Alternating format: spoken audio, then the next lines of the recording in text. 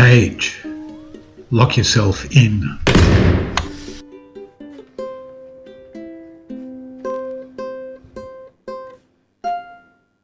And welcome, sweet ears. We will chill a little this week in the cage.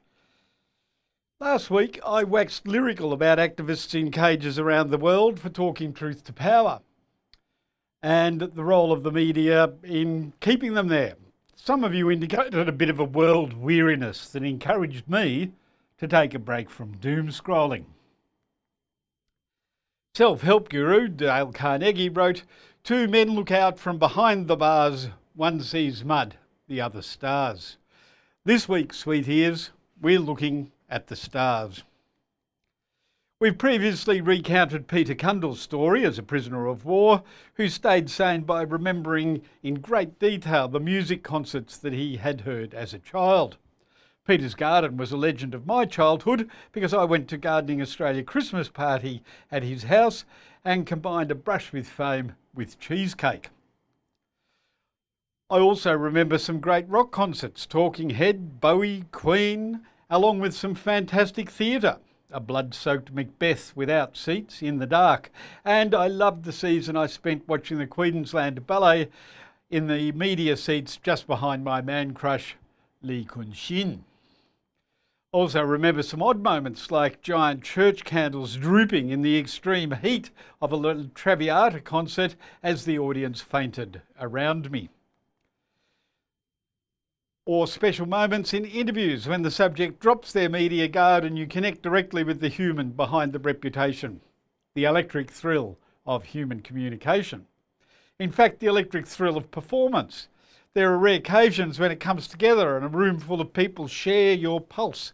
Their breath is your breath, and you utter their next thought, and the howl of relief is not laughter or tears, but pure emotion. I can sit back in the cage and count the cracks in the concrete, trace the formula scratched on the wall, time the drops of condensation running down the concrete, and gently come down from the high of those luscious memories. But these are work memories. We're not supposed to wish on our deathbed that we'd spent more time at the office.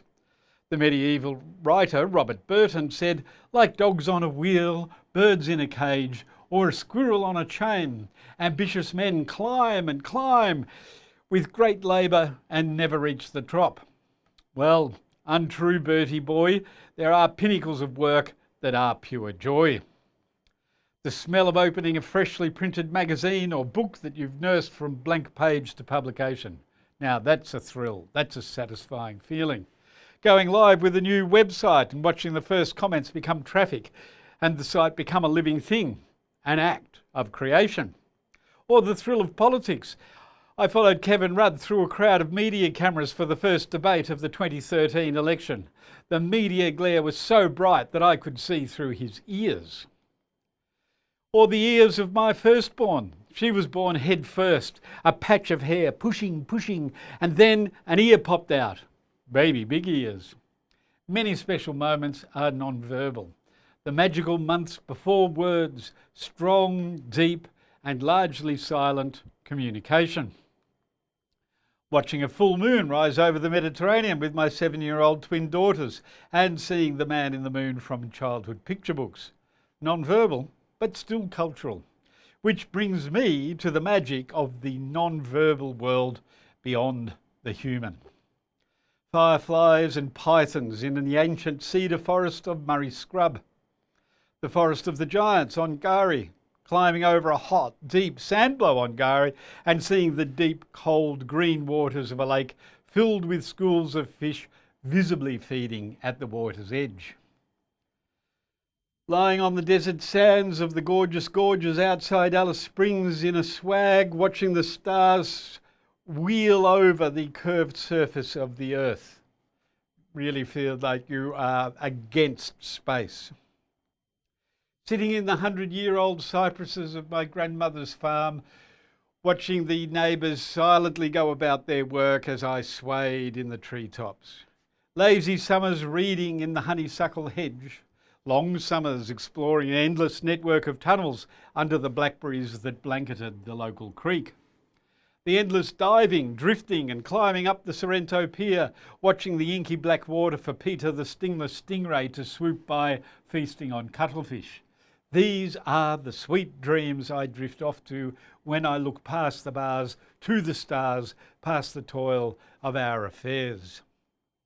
But, sweet ears, I can hear the keys are jangling. It's nearly time to go, which reminds me, we must talk about juries when the jailer's not here. As the not-so-famous Swede, Axel Munther, said, the wild, cruel beast is not the man behind the bars of the cage, he is in front of it. Axel must have known El Brutus Scrooge.